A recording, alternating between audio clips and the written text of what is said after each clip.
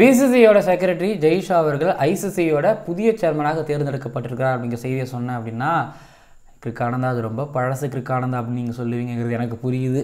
ஆமாம், நான் கரெக்டாக புஜிபாபு ட்ரோஃபி கோயம்புத்தூருக்கு பார்க்குறதுக்காக நான் கிளம்பி போயிட்டு இருக்கும் பொழுது அந்த நைட்டில் தான் வந்து பார்த்திங்கன்னா இந்த செய்தி அப்படிங்கிறது வந்து எனக்கு பெருசாக அது ஒன்றும் ஷாக்காகவும் இல்லை, சர்ப்ரைஸாகவும் இல்லை. ஏன்னா ஆல்ரெடி மீடியாலே வந்து பார்த்திங்கன்னா அரசு பொறுத்தில் அதை பற்றி எழுதிக்கிட்டு இருந்தாங்க. அவர் தான் வந்து புதிய ஐசிசியோட சேர்மனாக இருக்க போகிறாருலாம் சொல்லும்பொழுது இது நடக்கிறதுக்கு வாய்ப்பு இருக்குது அஃப்கோர்ஸ் அப்படிங்கிற மாதிரி தான் நான் நினச்சேன். ஆனால் ஒரே ஒரு டவுட் மட்டும் இருந்தது, இவர் போயிட்டாரா நம்ம பிசிசி யார் பார்த்துப்பாங்க அப்படிங்கிற மாதிரியான ஒரு டவுட் மட்டும் எனக்கு இருந்துக்கிட்டு இருந்தது. ஓகே, அது ஒரு பக்கம் இருக்கட்டும் அப்படின்ட்டு நானும் எல்லாத்தையும் மறந்துட்டு போயிட்டேன். ஆனால் கரெக்டாக ஒரு வாரத்துக்கு முன்னாடி வந்து பார்த்திங்க அப்படின்னா நம்ம வந்து இந்த வேர்ல்டு டெஸ்ட் சாம்பியன்ஷிப் அப்படிங்கிற கான்செப்ட் வந்து பிக் 3 கண்ட்ரிஸ்க்கு மட்டும் வந்து அதிகமாக என்னமோ தெரில அது உதவிகரமாக இருக்குது. டெஸ்ட் கிரிக்கெட் அது பெருசாக ப்ரொமோட் பண்ணுற மாதிரி இல்லை அப்படிங்கிறதையும் வந்து நான் பேசியிருந்தேன். அதுக்கப்புறம் கரெக்டாக வந்து பார்த்திங்க அப்படின்னா கிரிக்கெட் ஃபுல்லாக ஒரு ஆர்டிக்கல் படிக்க முடியுது. அதாவது இந்த பிக் 3 கண்ட்ரிகளை தாண்டி இருக்கக்கூடிய மற்ற டெஸ்டினேஷன்ஸுக்கு வந்து பார்த்திங்க அப்படின்னா இந்த டெஸ்ட் ஃபீஸ் இன்க்ரீஸ் பண்ணுறதை பற்றியும் வந்து டூரிங் ஃபீஸ் கொடுக்குறத பற்றியும் வந்து பார்த்திங்கன்னா ஒரு ஆர்டிக்கல் படித்தேன். எனக்கு அது மைண்டில் ஓடிக்கிட்டே ஒரு பக்கம் இருக்கும் பொழுது புஜிபாபு ட்ரோஃபி முடிஞ்சது. கரெக்டாக நான் பஸ்ஸில் வரும்பொழுது ஜெய்ஷா அந்த ஐசிசியோட புதிய சேர்மனாக பதவி ஏற்றிருக்கிறாருல்ல. ஆமாம், நம்மளும் இந்த டெஸ்ட் கிரிக்கெட் பற்றி பேசியிருக்கிறோம்ல. இவர் அந்த டெஸ்ட் கிரிக்கெட்டுக்கு வந்து பார்த்திங்க அப்படின்னா கொஞ்சம் பூஸ்ட் பண்ணியிருக்கிறாரு, கொஞ்சம் மேட்ச் ஃபீயை வந்து இன்க்ரீஸ் பண்ணியிருக்கிறாரு. ஸோ இவர் வந்து ஒருவேளை டெஸ்ட் கிரிக்கெட்டை காப்பாற்றுவாரா? ஸோ அவர் இருக்கக்கூடிய சேலஞ்சஸ் எல்லாம் என்னென்னு சொல்லிட்டு நான் பஸ்ஸில் வரும்போது யோசிச்சுட்டு இருக்கும்பொழுது தான் கரெக்டாக அந்த வீடியோ அப்படிங்கிற கான்செப்ட் அப்படிங்கிறது வந்து எனக்கு தோணுச்சு. பட் ஒரு 2 நாள் லேட்டாக வந்திருக்கிறேன். பட் நிறைய விஷயம் நான் பேச போகிறேன். ஜெய்ஷா அவர்கள் ஐசிசியோட சேர்மனாக பதவியேற்றிருக்கிறார். ஸோ முதல்ல வாழ்த்துக்கள் அப்படிங்கிறத தாண்டி வாழ்த்துக்கள் தான், பட் அவருக்கு இருக்கக்கூடிய சேலஞ்சஸ் பற்றி நான் நிறைய பேச போகிறேன். நீங்கள் வந்து இவர் சேர்மனாக வந்திருக்கிறாரு. ஸோ அடுத்த 2 வருஷம் 3 வருஷம் இவர் தான். ஸோ இதுக்கப்புறம் 3 வருஷம் எக்ஸ்டெண்ட் பண்ணாலும் பண்ணலாம். ஸோ இதுக்கிடையில் வந்து பார்த்திங்கன்னா அவர் என்னென்னலாம் பண்ணணும், என்னென்ன நீங்கள் அவர்கிட்ட எக்ஸ்பெக்ட் பண்ணுறீங்க அப்படிங்கிறதையும் வந்து ஸோ கீழே வந்து கமெண்ட் பண்ணுங்கள். நான் நிறைய விஷயம் பேச போகிறேன். ரொம்ப என்னை பொறுத்த வரைக்கும் இது வந்து ஒரு மாதிரி நல்ல வீடியோவாக இருக்கும் அப்படின்னு நான் நினைக்கிறேன். பேசுவோம், மறக்காமல் சப்ஸ்கிரைப் பண்ணுங்கள். ஜெய் லேடிஸ் அண்ட் ஜென்டில்மேன், இந்த ஸ்பெஷல் கிரிக்கானந்தா ஷோவிற்கு உங்களை வரவேற்கின்றேன். நான் ஆரம்பத்திலே வந்து நான் ஒரு விஷயத்தை சொல்லிக்கிறேன், டிஸ்க்ளைமர்னு கூட சொல்லிக்கலாம். என்னென்னா உங்களுக்கு ஜெய்ஷா அவர்கள் வந்து பிசிசியோட செக்ரட்டரியாக இருந்து இப்போ ஐசிசியோட சேர்மனாக இல்லை பிசிசியோட செக்ரட்டரியாக இருக்கும் பொழுதுமே வந்து பார்த்திங்கனாலும் இல்லை இப்போ ஐசிசியோட புதுசாக சேர்மனாக ஆகி இருக்கிறதுனாலும் வந்து பார்த்திங்க அப்படின்னா உங்களுக்கு பொலிட்டிக்கலி உங்களுக்கு வந்து எதிர்கருத்துக்கள் இருக்கலாம். ஏன் எனக்கு கூட வந்து பார்த்திங்க அப்படின்னா ஆரம்பத்தில் அது இருந்துச்சு அப்படின்னா நான் என்னோட கருத்து அப்படிங்கிறது வேறு. பட் இப்போது இங்கே நீங்கள் வைக்கிறக்கூடிய எதிர்கருத்து என்ன அப்படின்னு வந்து பார்த்திங்க அப்படின்னா வேறு இருக்குது. பட் பொதுவாக இருக்கிறது என்ன அப்படின்னா வந்து இவர் கிரிக்கெட் ஆடினாரா அப்படிங்கிறது ஒரு கேள்வி. ஸோ கிரிக்கெட் ஆடாமல் டைரெக்டாக வந்து பார்த்திங்கன்னா பிசிசியோட செக்ரட்டரியாக இருந்து இப்போ ஐசிசியோட சேர்மன் ஆகிட்டார் அப்படிங்கிறது வந்து எல்லோரும் வைக்கக்கூடிய ஒரு என்ன சொல்கிறது ஒரு பெரிய ஸோ தான் பெரிய ஒரு குற்றச்சாட்டு, ஒரு எதிர்கருத்து பொலிட்டிக்கலாகவும் இருந்துக்கிட்டு இருக்குது. பட் எனக்கு என்ன அப்படின்னா இவர் பிசிசியோட செக்ரட்டரி ஆகும்பொழுது 2019 ஒரு பிசிசிக்குள்ளே உள்ள வரும்பொழுதுமே வந்து பட் சைலண்ட்டாக இருந்துச்சு. ஸோ கங்குலி பதவி ஏற்கிறாருங்கும்போது இவரும் அப்படியே சைடில் பதவி ஏற்றுக்கிட்டாருங்கிறது சைலண்ட்டாக இருந்துச்சு.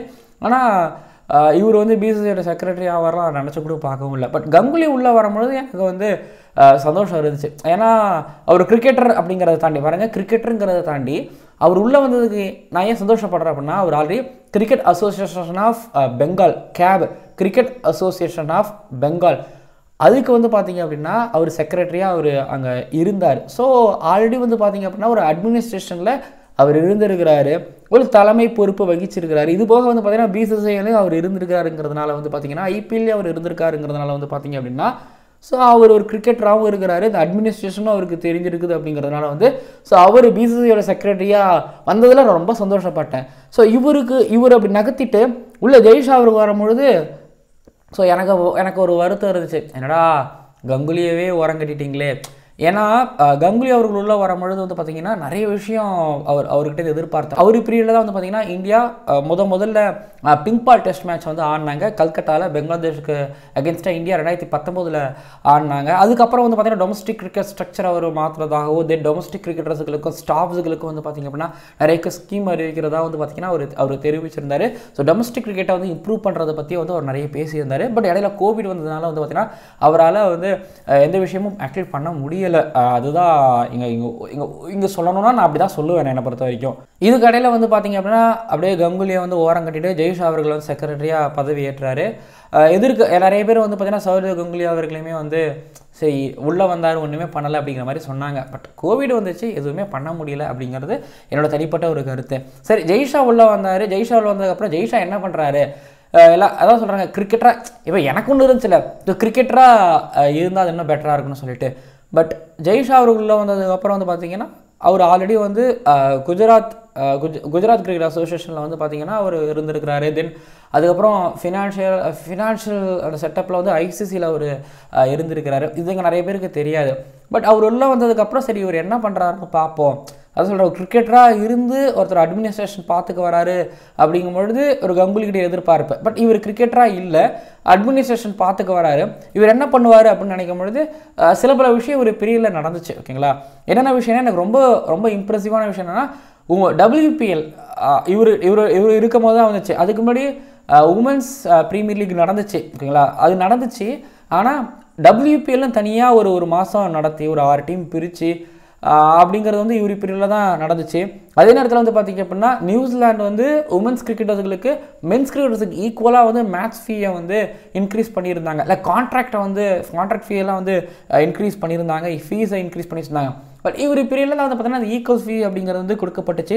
அதுக்கப்புறம் வந்து பார்த்திங்க அப்படின்னா நேஷனல் கிரிக்கெட் அசோசியேஷன் NCA வந்து பெங்களூரில் மட்டும்தான் இருந்துச்சு. அப்படி இல்லைனாப்போ அது விரிவடைஞ்சு இப்போ புதுசாக கிரவுண்டு வேறு ஓப்பன் பண்ண போகிறாங்க. அது ஒன்று. அதுக்கப்புறம் வந்து பார்த்திங்க அப்படின்னா டொமஸ்டிக் கிரிக்கெட்டையும் டெஸ்ட் கிரிக்கெட்டையும் வந்து ஒரு பூஸ்ட் பண்ண ஒரு விதங்கிறது இவர் கொண்டு வந்து ஸ்கீம் அப்படிங்கிறது வந்து அதாவது டெஸ்ட் இன்சென்டிவ் ஸ்கீம் அப்படிங்கிறத கொண்டு வந்தாங்க. நீங்கள் 50% ஒரு சீசன் ஃபுல்லாக 50% டெஸ்ட் கிரிக்கெட் ஆடி இருக்கீங்களா, உங்களோட பங்களிப்பு இருந்திருக்கா இவ்வளோ, 70% இருந்திருக்கீங்களா இவ்வளோ அப்படிங்கிறதும். தென் அதுக்கப்புறம் வந்து பார்த்தீங்கன்னா லாக்டவுன் டைமில் வந்து IPL நடத்தினார் அப்படிங்கிறது ஒரு பக்கம்னா, இன்னொரு பக்கம் வந்து பார்த்தீங்கன்னா லாக்டவுன் டைமில் டொமஸ்டிக் ஃபீஸை வந்து இன்க்ரீஸ் பண்ணியிருந்தார். ஓகேங்களா, நீங்கள் இவ்வளோ மேட்ச் இதுக்கு முன்னாடி ஆடி இருக்கீங்களா, இவ்வளோ வயசா, ஸோ உங்களுக்கு இப்படின்னு சொல்லிட்டு வந்து இன்க்ரீஸ் பண்ணியிருந்தார். எனக்கு இந்தந்த விஷயங்கள்லாம் அவரோட பீரியடில் ரொம்ப பிடிச்சிருந்தது. இந்த விஷயங்கள்லாம் வந்து பார்த்தீங்கன்னா அவரோட பீரியடில் வந்து நடந்துச்சு. ஸோ இப்போது ஐசிசியோட சேர்மனாக ஆகியிருக்கிறாரு அப்படிங்கும்பொழுது ஸோ ஐசிசியில் அவர் என்னென்னலாம் பண்ணுவார் அப்படிங்கிற நான் எதிர்பார்த்து காத்துக்கிட்டு இருக்கேன். என்னென்ன பண்ணணும் அப்படிங்கிறதையும் வந்து இப்போ நம்ம பேச போகிறோம். நான் வந்து பாருங்கள் 35 வயதில் இளம் வயதில் ஐசிசியோட சேர்மன், நான் அந்த கதைக்கெல்லாம் நான் வரமாட்டேன். ஓகேங்களா, நீங்கள் வந்து இப்போ ஐசிசியோட சேர்மனாக இருக்கிறீங்க. 35 வயசோ 40 வயசோ நீங்கள் 60 வயசோ, ஓகேங்களா, நீங்கள் இப்போ சேர்மனாக இருக்கிறீங்க. அதனால் உங்களுக்கு அதை உங்களை பாராட்டி சீராட்டி பண்ணுறதுக்கு நாங்கள் வரல. ஓகேங்களா, நான் வந்துருக்கிறது வந்து கிரிக்கெட்டை டெவலப் பண்ணுறதுக்கு கிரிக்கெட் என்னென்ன விஷயங்கள்லாம் தேவைப்படுது அப்படிங்கிறத வந்து நான் பேச போகிறேன். ஓகேங்களா, நான் இப்போ ஜெய்ஷா அவர்கள் ஆப்போசிட்டில் உட்காந்துருக்கிறாரு அப்படின்னா இவ்வளோ பேசுகிற தைரியம்லாம் இருக்குமாலாம் தெரில. பட் நம்ம வைக்க வேண்டிய சில பல கோரிக்கைகள்லாம் இருக்குது, அவருக்கு இருக்கிற சேலஞ்சஸ்லாம் இருக்குல்ல, அதுதான் நான் பேச போகிறேன். நீங்கள் இதுக்கப்புறம் இங்கே கவனமாக பாருங்கள். என்னென்னா கிரிக்கெட்டோட ஃப்யூச்சர். ஓகேங்களா, நான் வந்து டெஸ்ட் கிரிக்கெட்டு இருக்கும், டெஸ்ட் கிரிக்கெட் காப்பாற்றணும் அப்படி சொல்ல வரல. ஏன்னா நான் இப்போ கொஞ்ச நாளாகவே சில பல விஷயங்கள்லாம் மாற்றிக்கிட்டேன். டெஸ்ட் கிரிக்கெட்டை காப்பாற்றணும், ODI கிரிக்கெட்டை காப்பாற்றணும் அப்படின்னு இல்லாமல் எனக்கு என்னமோ கொஞ்சம் லைட்டாக நம்ம மூவ் ஆகணுமோ அப்படின்னு எனக்கு கொஞ்சம் நாளாகவே தோண ஆரம்பிச்சிச்சு. இது உங்களுக்கு எப்போவோ தோணிருக்கலாம். ஃபுட்பால் மாதிரி ப்ரீமியர் லீக் முழுக்க ஆட விட்டு FIFA அந்த வேர்ல்டு கப் டைம்லையும் ஒரு ஒலிம்பிக்ஸ் டைம்லையும் வந்து பார்த்திங்கன்னா அவங்க நேஷன்ஸுக்கு போய் ஆடுற மாதிரி அந்த மாதிரி போகுமோ, அந்த மாதிரி போகணுமோ அப்படிங்கிற மாதிரி லைட்டாக நான் கொஞ்சம் யோசிக்க ஆரம்பிச்சிட்டேன், ஓவர் திங்க் பண்ண ஆரம்பிச்சிட்டேன். அதாங்க ஜெய்ஷா அவர்கள் பைசோட சேர்மனாக வந்திருக்கும் பொழுது ஃப்யூச்சரில் கிரிக்கெட்னா இதுதான்ப்பா, ஃப்யூச்சரில் கிரிக்கெட் இப்படி தான்ப்பா இருக்க போகுது அப்படின்னு ஒரு முடிவுக்கு ஜெய்ஷா அவர்கள் பதவி காலகட்டத்தில் அது முடிவு எடுக்கப்படணும் அப்படின்னு நான் நினைக்கிறேன். ஏன் சொல்கிறேன் அப்படின்னா முன்ன வந்து டெஸ்ட் கிரிக்கெட் இருக்கும்போது ODI கிரிக்கெட் வந்துச்சு. ஸோ 2 ஃபார்மேட், அதனால் வந்து பார்த்திங்க அப்படின்னா கொஞ்சம் பேலன்ஸ்டாக ஆட முடிந்தது. பட் ஆனால் 2009, 10 அந்த காலகட்டங்களில் வந்து T20 வேர்ல்டு கப் 2004 வந்தது. ஆனால் அதுக்கப்புறம் அதோட ரைஸ் வந்ததுக்கப்புறம் வந்து பார்த்திங்க அப்படின்னா அப்படியே நிறைய ப்ரீமியர் லீக் வர ஆரம்பிச்சிச்சு. ஸோ நிறைய ப்ரீமியர் லீக் வந்ததுனால வந்து பார்த்திங்க அப்படின்னா கிரிக்கெட்டுக்கு நல்லதும் நடந்திருக்குது, நிறைய கிரிக்கெட் நேஷன்ஸ் கிரிக்கெட் ஆடவும் ஆரம்பிச்சிருக்கிறாங்க. ஆனால் 3 ஃபார்மேட்டு ப்ளஸ் இந்த ப்ரீமியர் லீக்லாம் வந்ததுனால வந்து பார்த்திங்க அப்படின்னா விண்டோ ஒதுக்கவே முடியலை. அதாவது வந்து பார்த்திங்கன்னா நெருக்கி கிரிக்கெட் நடத்த வேண்டிய நிலைமைக்கு வந்து இப்போது ஆளாகி விட்டோம். அதாவது இதை விட்டுட்டு அதை ஆடணும், அதை விட்டுட்டு இதை ஆடணும், இந்த ஃபார்மேட்டை கம்மி பண்ணிவிட்டு இந்த ஃபார்மேட் மேட்சை கம்மி பண்ணிவிட்டு இந்த மேட்சஸ். ஸோ இப்போ ஆக்சுவலி வந்து பார்த்திங்கன்னா T20 கம்மியாச்சு, ODI கம்மியாச்சு, டெஸ்ட்டும் கம்மி ஆயிடுச்சு. ப்ரீமியர் லீக் போட்டிகளுக்கு அந்த அதாவது முன்ன வந்து 100 போட்டியில் முன்ன வந்து ஒரு 30 டெஸ்ட்டு, ஒரு 45 ஓடிஏ, ஒரு 40 T20 அப்படி நடந்தது அப்படின்னா, இப்போது 25 test, 25 ODI, 25 T20, 25 premier league போட்டிகள்னு சொல்லிட்டு ஒதுக்கி இருக்கிறாங்க. அதனால் வந்து பார்த்திங்க அப்படின்னா ஒரு 10%, 15% டெஸ்ட் போட்டிகள் கட்டு, ஒரு 10%, 15% ஓடிஐ மேட்சஸ் கட்டு, நான் பர்சன்டேஜ் கூட தப்பாக கூட சொல்லாங்க. பட் நான் சொல்கிறேன், அந்த அளவுக்கு வந்து பார்த்திங்கன்னா பிரீமியர் லீக்கோட ஆதிக்கம் அப்படிங்கிறது வந்து இங்கே வந்துருச்சு. ஸோ இப்போ ஜெய்ஷா அவர்கள் எடுக்க வேண்டிய முடிவு என்ன அப்படின்னா, டெஸ்ட் கிரிக்கெட் நான் காப்பாற்றணுங்கிற திரும்பி நான் வரல. என்னன்னா இந்த வேர்ல்டு கப் டைமில் ஓகேங்களா, இந்த வேர்ல்டு கப் டைமில் வந்து பார்த்திங்க அப்படின்னா ஓடிஐ கிரிக்கெட் ஆடிக்கலாம். அந்த ஐசிசி வேர்ல்டு கப் வர டைமில் வந்து ஓடிஐ கிரிக்கெட் ஆடிக்கலாம். T20 கிரிக்கெட்டையும் அதுக்கப்புறம் வந்து ப்ரீமியர் லீக்கையும் வந்து ரெகுலராக ஆக்கிக்கலாம். இல்லைனா வந்து பார்த்திங்கன்னா ப்ரீமியர் லீக் அதிகரிக்கலாமாங்கிறது எனக்கு தெரியாது. ஆனால் அதெல்லாமல் வந்து பார்த்திங்கன்னா பிளேயர்ஸ்கிட்ட கன்சல்ட் பண்ணி ஒவ்வொரு போர்டையும் கன்சல்ட் பண்ணி தான் வந்து முடிவு பண்ணணும். அதாவது டெஸ்ட் இந்த லோவர் ரேங்கிங்ஸ் டீம் இருக்காங்க, அவங்களுக்கு டெஸ்ட்டு கிடையாது ஓகேங்களா. அதனால் என்ன பண்ணணும் அப்படின்னா அவங்களுக்கு ஓடிஐயும் T20யும் வந்து பார்த்திங்க அப்படின்னா நடத்தலாம். ஸோ அவங்களுக்கு அதாவது அவங்களுக்கு ஓடிஐ ஆடுறதுக்கு முன்னுரிமையும் கொடுக்கலாம். ஸோ 5 ஓடிஐ சீரீஸு, அதுக்கப்புறம் 5 T20 சீரீஸ், அந்த மாதிரி வந்து பார்த்திங்க அப்படின்னா இந்த லோவர் ரேங்கிங்ஸ் டீம்லாம் இருக்காங்கல்ல, இந்த டெஸ்ட் அந்தஸ்து பெறாத டீம்லாம் இருக்காங்க, அவங்க டெஸ்ட் அந்தஸ்து பெற்ற டீம்கள்லாம் வந்து பார்த்திங்க அப்படின்னா டெஸ்ட்டையும் T20யும் வந்து பார்த்திங்க அப்படின்னா ஸோ அதிகரிக்கலாம். அது அவங்க ரெகுலராக ஆடுற மாதிரி வந்து பார்த்துக்கலாம். அப்போ ஓடிஐ நீங்கள் கேட்குறது எனக்கு புரியுது. ஓடிஐ வந்து பார்த்தீங்கன்னா இந்த லோவர் ரேங்கிங்ஸ் டீம்ஸ் ஓகேங்களா.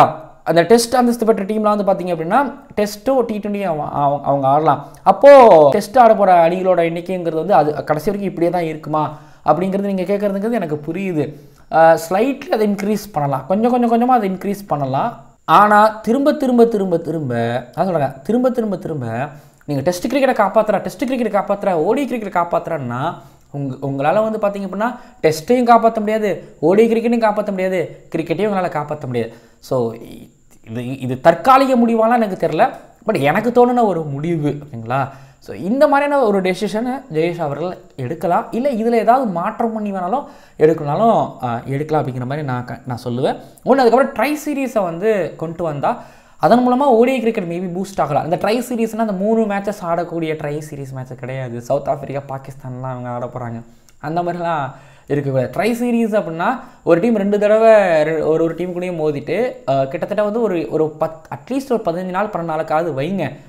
ஓடிஐ ஒரு அருமையான ஃபார்மேட், அதை விட்டுறக்கூடாதுங்கிறதுனால இந்த ட்ரை சீரீஸ் அப்படிங்கிற ஒரு கான்செப்டை வந்து கங்குலி இருக்கும்போது எதிர்பார்த்தேன். இப்போ ஜெய்ஷா அவர்கள் கொண்டு வருவார், அது மூலமாக ஓடிஐ கிரிக்கெட் வந்து பூஸ்ட் பண்ணுவாரா அப்படிங்கிற கேள்வியும் எனக்கு இருக்குது. இது அவருக்கு மிகப்பெரிய ஒரு பொறுப்பாகவும் நான் பார்க்குறேன். அடுத்தது வந்து பார்த்திங்க அப்படின்னா அதாவது ஒரு டீம் நாங்கள் இந்த கண்ட்ரிக்குள்ளே போய் கிரிக்கெட் ஆட மாட்டோம் அப்படின்னு இருக்குது இல்லை. இப்போ ஆஸ்திரேலியா எடுத்துக்கிட்டிங்க அப்படின்னா இப்போ ஆப்கானிஸ்தான் கூட கிரிக்கெட் ஆடவே மாட்டாங்க. அதுக்கு காரணம் அங்கே தாலிபான்களோட ஆட்சி வந்ததுக்கப்புறமா அதுக்கப்புறம் வந்து பெண்கள் அங்கே கிரிக்கெட் ஆடக்கூடாது அப்படின்னு சொல்கிறதுனாலையும் வந்து பார்த்திங்க அப்படின்னா ஆஸ்திரேலியா வந்து ஆப்கானிஸ்தான் கூட ஒரு ஐசிசி வந்து ஆடுவாங்க. ஆனால் ஒரு பைலேட்டரல் சீரீஸ் போய் ஆட மாட்டாங்க, அவங்க இங்கும் ஆட மாட்டாங்க அப்படிங்கிறது இருந்துக்கிட்டு இருக்குது. ஸோ இதை சீக்கிரம் பேசி முடித்து ஜெய்ஷா அவர்கள் வந்து இதுக்கு ஒரு சொல்யூஷன் காணணும். நீங்கள் அதை சொல்கிறீங்க, இங்கே இந்தியா பாகிஸ்தான் பிரச்சனை புரியுது. இந்தியா பாகிஸ்தான் பிரச்சனை ரொம்ப வருஷமாக இருக்குது. இந்த பிரச்சனையை முடிவுக்கு கொண்டு வந்தால் இது கிரிக்கெட்டுக்கு ரொம்ப நல்லது. இது வந்து பாகிஸ்தான் கிரிக்கெட் போர்டுக்கோ பிசிசிஐக்கோ ரொம்ப நல்லது. ஸோ இப்போ இந்தியா போய் பாகிஸ்தானுக்கு ஆடுறது பிரச்சனைனாலோ, பாகிஸ்தான் இந்தியாவுக்கு வந்து ஆடுறதுனால வந்து செக்யூரிட்டி இஷ்யூஸ்லாம் இல்லை, பட் ஓகே அவங்களுக்கு இங்கே பிரச்சனைனாலோ நியூட்ரல் வென்யூவில் நடக்கிறதுக்கு முடிவு எடுப்பாங்களா? ஸோ அதான் சொல்கிறேங்க, ஆப்கானிஸ்தான் ஆஸ்திரேலியா பிரச்சனை மாதிரியே இந்த பக்கம் இந்தியா பாகிஸ்தான் பிரச்சனை இருக்குது. இந்த பிரச்சனைக்கு முடிவு காணணும் ஜெய்ஷா அவர்களோட இந்த பதவி காலத்தில். ஏன்னா இப்போ அவர் வந்து பார்த்திங்கன்னா பிசிசியோட செக்ரட்டரி கிடையாது ஓகேங்களா, ஏஷிய கிரிக்கெட் கவுன்சிலோட செக்ரட்டரி கிடையாது, இப்போ அவர் வந்து ஐசிசியோட சேர்மன் ஓகேங்களா. அதனால் வந்து பார்த்திங்க அப்படின்னா இந்த மாதிரியான முடிவுகள்லாம் எதிர்பார்க்கப்படுது. முக்கியமாக சொல்கிறேன்லங்க, இந்தியா பாகிஸ்தான் போட்டிகள் இந்த பைலேட்டரல் சீரீஸ் திரும்பவும் நடக்கணும். ட்ரை சீரீஸாக நடந்தாலும் ஓகே தான். இந்த இந்தியா பாகிஸ்தான் ஆஸ்திரேலியா இங்கிலாந்து இவங்க 4 பேர் சேர்ந்து நடந்தாலும் சரி தான். இல்லை India Pakistan England, India Pakistan Australia, இல்லை இந்தியா பாகிஸ்தான் நியூசிலாந்து, இந்த மாதிரி ஒரு ட்ரை சீரீஸ் கண்டக்ட் பண்ணலாம் அந்த நியூட்ரல் வென்யூவில். அது என்ன சொல்கிறது, அது சேரிட்டியாக கூட நடத்தலாம். அது ஏதோ ஒரு வகையில் உதவிகரமாகவும் இருக்கும், அது கிரிக்கெட்டுக்கு அது பூஸ்டாகவும் இருக்கும். அதே போல் வந்து பார்த்திங்க அப்படின்னா வேர்ல்டு டெஸ்ட் சாம்பியன்ஷிப் சைக்கிளில் வந்து பார்த்திங்கன்னா இந்தியா பாகிஸ்தான் கூட மோதவே இல்லை ஓகேங்களா.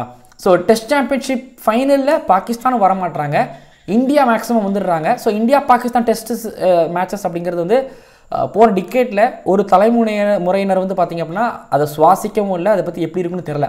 ஸோ இதெல்லாமே வந்து பார்த்திங்க அப்படின்னா ஜெய்ஷா அவர்கள் காலகட்டத்தில் நடந்ததுன்னா அதான் சொல்கிறேன். India Pakistan bilateral series, India Pakistan பிரச்சனை ஒருவேளை ஜெய்ஷா அவர்களோட ஆட்சி காலத்தில் வந்து முடிவடைந்தால் ஓகேங்களா.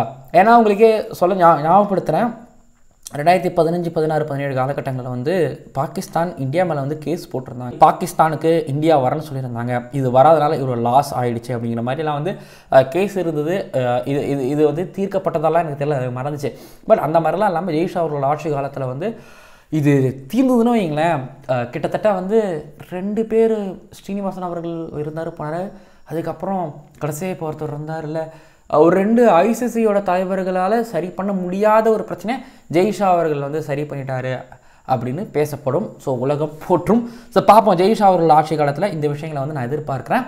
இது ரொம்ப பெரிய ஒரு சேலஞ்சுங்க, இது ரொம்ப பெரிய ஒரு சேலஞ்சு கண்டிப்பாக ஜெய்ஷா அவர்களுக்கு. இப்போ அடுத்ததா இது வந்து இது பொதுவாகவே இருக்கிறது தான். ஏன்னா லாஸ் ஏஞ்சல்ஸ் 2028 வந்து பார்த்திங்கன்னா ஒலிம்பிக்ஸ் இன்க்ளூட் பண்ணியிருக்கிறாங்க. இப்போது என்ன ஃபார்மேட்டில் ஆட போகிறோம், குவாலிஃபிகேஷன்ஸ் என்ன, டீம்ஸ்லாம் எப்படி ஆட போகிறாங்க, டீம்ஸ் எப்படி என்ன ஆட போகிறாங்கன்னா என்ன கிரிக்கானந்தா டீம்ஸ் போய் ஆடிடுவாங்க கிடையாது. இப்போ ஆஸ்திரேலியா இப்போ ஒலிம்பிக்ஸ்க்குலாம் போகும்போது ஆஸ்திரேலியான்னு போவாங்க, இந்தியான்னு போவாங்க, ஸ்ரீலங்கா ஆமாம் பின்ன எப்படி போவாங்க. ஆனால் வெஸ்ட் இண்டீஸ் எடுத்துக்கிட்டிங்கன்னா கிரிக்கெட்டில் நீங்கள் ஐசிசிக்குள்ளே அவங்க வரும்பொழுது கயானா, ஆண்டிகா இந்த மாதிரியான தீவுகள்லாம் ஜமைக்காலாம் சேர்ந்து வெஸ்ட் இண்டீஸ்னு வருவாங்க. பல தீவுகள்லாம் சேர்ந்து வெஸ்ட் இண்டீஸ்னு ஆடுவாங்க. இப்போது நீங்கள் இங்கிலாந்து அண்ட் வேல்ஸ் 2 பேரும் இங்கிலாந்து வராங்க, ஸ்காட்லாந்து, நெதர்லாண்ட்ஸ், அயர்லாந்து, ஆக்சுவலி இவங்கெல்லாம் வந்து பார்த்திங்கன்னா பிரிட்டன். ஸோ பிரிட்டன்லாம் சேர்ந்து ஆட போகிறாங்களா, தனித்தனியாக ஆடுறதுக்கு வாய்ப்பு கிடையாது. ஸோ இப்போ இவங்களுக்கு குவாலிஃபிகேஷன்ஸ் எப்படி இருக்க போகுது. ஸோ ஆல்ரெடி வந்து பார்த்திங்க அப்படின்னா உங்களுக்கு ஈஸ்ட் ஏஷியா குவாலிஃபிகேஷன்ஸ் ஒரு பக்கம் நடக்கும், யூரோப் குவாலிஃபிகேஷன்ஸ் ஒரு பக்கம் நடக்குது, இந்த பக்கம் ஏஷியா குவாலிஃபிகேஷன் நடக்க போகுது, இதெல்லாம் நடக்குது. இந்த டாப் 8 டீம்ஸ்னு வர முடியாது, டாப் 10 டீம்ஸ்னு வர முடியாது இந்த T20. பட் இவங்களில் வந்து பார்த்திங்க அப்படின்னா இவங்களுக்கு குவாலிஃபிகேஷன்ஸ் எப்படி இருக்க போகுது, இவங்களோட குவாலிஃபயர்ஸ்லாம் எப்படி நடக்க போகுது, இதுக்கான போட்டிகள்லாம் எப்போ நடத்தப்படும், எந்தெந்த கேப்பில் நடத்தப்படும், இதுக்கான ஷெடியூல்லாம் எப்படி ஒதுக்கப்படும் அப்படிங்கிறத எதிர்பார்ப்பில் காத்துக்கிட்டு இருக்கிறேன். ஏன்னா இந்த டாப் 10 டீம்ஸ்னால் இவங்க ரெகுலராக நடக்கக்கூடிய கிரிக்கெட் மேட்ச்சில் இருக்கக்கூடிய ரேங்கிங்ஸை வச்சு நீங்கள் வந்து ஒலிம்பிக்ஸ்குள்ளே இந்த டீம்ஸ்லாம் இருக்காங்க, மிச்சவங்க நீங்கள் குவாலிஃபயர்ஸ்லாம் ஆடிட்டு தான் வரணுங்கிற மாதிரி நீங்கள் சொல்லிடலாம் ஓகேங்களா. இது வரைக்கும் ஐசிசி அப்படி தான் நடந்தது. பட் ஒலிம்பிக்ஸ்லாம் வரும்பொழுது வந்து பார்த்திங்க அப்படின்னா அப்படி பண்ண முடியாது. ஸோ அதனால் வந்து பார்த்திங்க அப்படின்னா இப்போது England and Scotland, Ireland, Netherlands இவங்க எல்லோரும் சேர்ந்து ஸோ ஒன்றா தான் ஆடணும். கரெக்டாக தானே பேசுகிறேன்? ஆமாம், இல்லை ஒன்றா தான் ஆடணும். அதனால் வந்து பார்த்திங்க அப்படின்னா கண்டிப்பாக இந்த 15 பிளேயர்ஸுகளில் வந்து இங்கிலாந்துலேருந்து இத்தனை பேர், ஸ்காட்லாண்ட்லேருந்து இத்தனை பேர், நெதர்லாண்ட்ஸ்லேருந்து இத்தனை பேர், எந்த டீமில் அதாவது அந்த பிரிட்டனில் வந்து பார்த்திங்க அப்படின்னா எந்த நாட்டோட பிளேயர்ஸ் அதிகமாக ஆட போகிறாங்க அப்படிங்கிறதும் வந்து ஒன்று இருக்குது. அதுக்கப்புறம் வந்து பார்த்திங்கன்னா இங்கே வெஸ்ட் இண்டீஸ்லேயும் ஒன்று இருக்குது. T20 கிரிக்கெட்னா சொல்ல தேவையில்லை. பட் பிரிஞ்சு ஆட போகிறாங்க. நிக்லஸ் புரான் ஒரு பக்கம் பிரிஞ்சு ஆடுவார், ரிசல்ட் பிரிஞ்சு ஆடுவார், இந்த மாதிரிலாம் இருக்குது. ஓகே, இது ஒரு பெரிய சேலஞ்ச். ஸோ இவங்க எல்லாரையும் ஒலிம்பிக்ஸில் ஆட வைக்கணுங்கிறது பெரிய ஒரு சேலஞ்ச். ஏன்னா பல வருஷமாக சண்டை போட்டு ஒலிம்பிக்ஸில் கிரிக்கெட்டை சேர்க்கணும்னு சேர்த்து இப்போது வந்து இந்த கிரிக்கெட் நடக்கும்பொழுது குவாலிட்டியாக நடக்கணும். ஏன்னா ஒரு 100 மீட்டர்ஸ் ஒரு பக்கம் வந்து சில பல கேம்ஸ்லாம் ஒரு மாதிரி பரபரப்பாக நடக்கும்.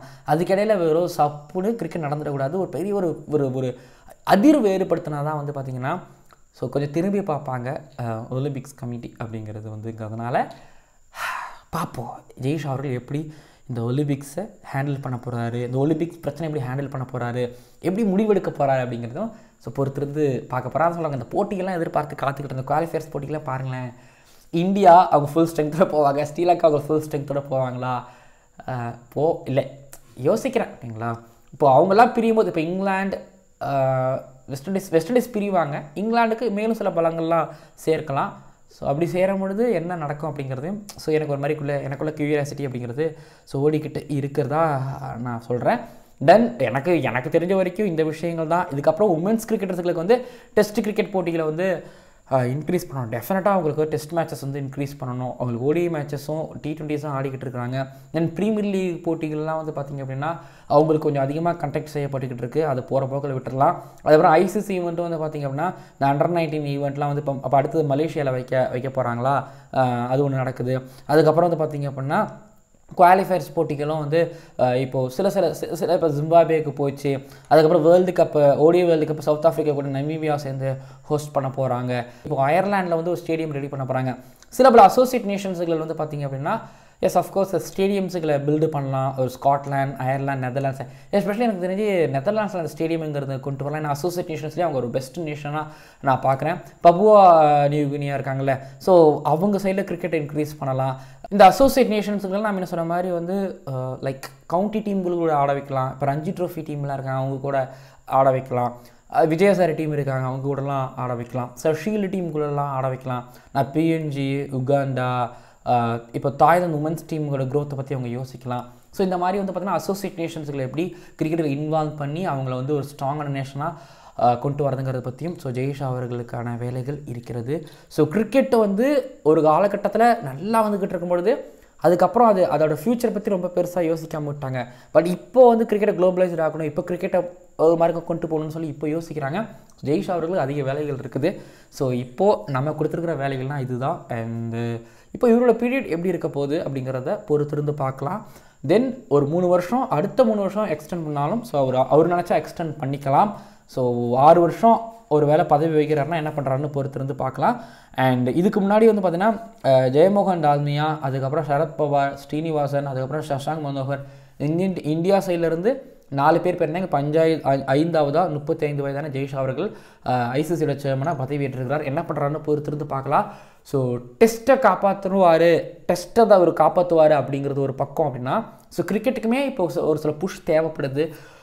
கிரிக்கெட் இப்போ நிறைய ஸ்போர்ட் வந்துச்சு, நிறையாவுக்கு வந்து பார்த்தீங்கன்னா என்டர்டைன்மெண்ட் வந்துச்சு. ஸோ இதுக்கிடையில் கிரிக்கெட்டை ஆடியன்ஸை பார்க்க வைக்கணும் அப்படின்னா என்னென்ன பண்ணணும் அப்படிங்கிறதையும் யோசிக்கணும், செய்யணும். ஸோ ஜெய்ஷா அவர்கள் செய்வாரான்னு பொறுத்திருந்து பார்ப்போம். ஒலிம்பிக்ஸ் கல்லாட்டா அண்ட் இந்த பக்கம் வந்து பார்த்திங்கன்னா டெஸ்ட் கல்லாட்டா.